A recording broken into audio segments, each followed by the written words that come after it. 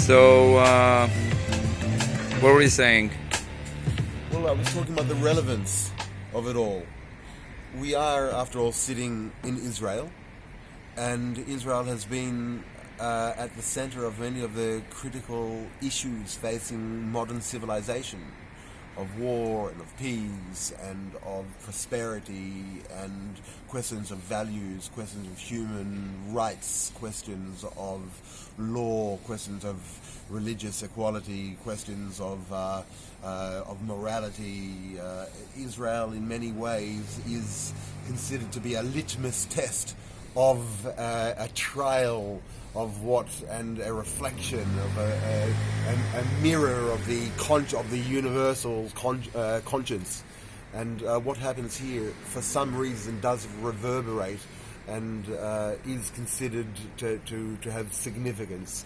That may be that has many reasons, but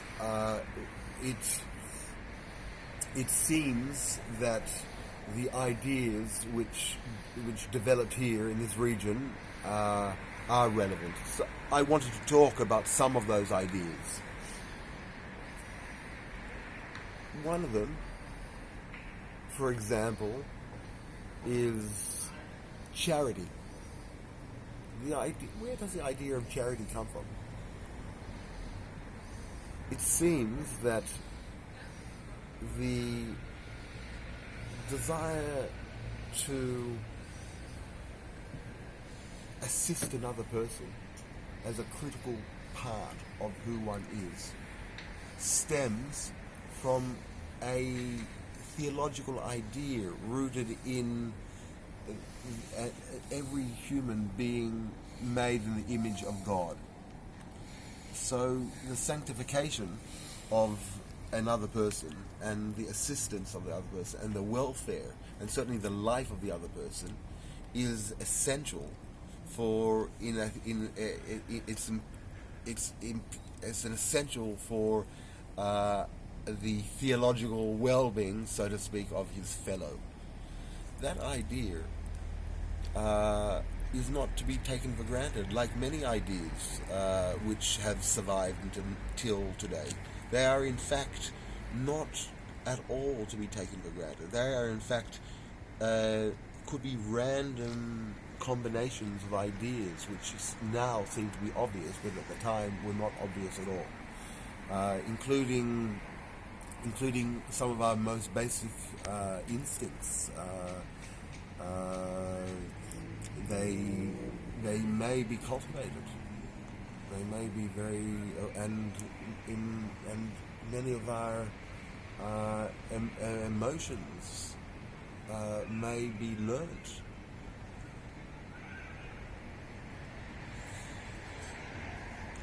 So the idea of charity and to care for a stranger seems to be anti-intuitive, anti-biological.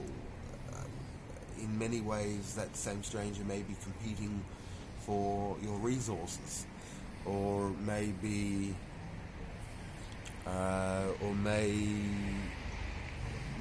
not be a friend in the future.